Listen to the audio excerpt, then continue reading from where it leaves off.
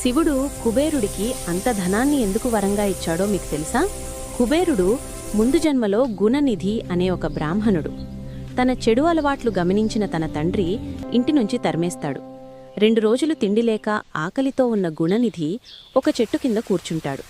ఆ పక్కనే ఉన్న శివాలయంలో ప్రసాదం పెడుతున్నారని చూసిన గుణనిధి ఎలాగైనా ఆ ప్రసాదాన్ని దొంగలించి తినాలి అని గుడిలోకి వెళ్తాడు. ఇంతలో అక్కడొక దీపం కొన్నెక్కిపోవడం చూసి తన బట్టలో ఒక ముక్కలి చింపి దీపం కింద వెలిగిస్తాడు. కాని ప్రసాదాన్ని దొంగలించడానికి వచ్చిన గుణనిధిని అక్కడ జనం గమనించి కొడతారు. దాంతో గుణనిధి అక్కడికక్కడే చనిపోతాడు.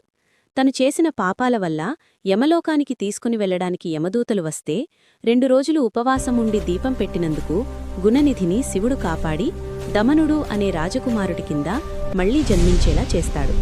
దమనుడు ఎంతో కఠోరంగా శివుడికి తపస్సు చేయగా శివుడు వచ్చి కుబేరా అని నామకరణం చేసి అంతులేని సిరిసంపదలను కుబేరుడికిస్తాడు. తెలుసో తెలియకో శివరాత్రి రోజు దీపం పెట్టడం వల్ల ఎన్నో పాపాలు చేసిన గుణనిధి కుబేరుడిలా మారతాడు.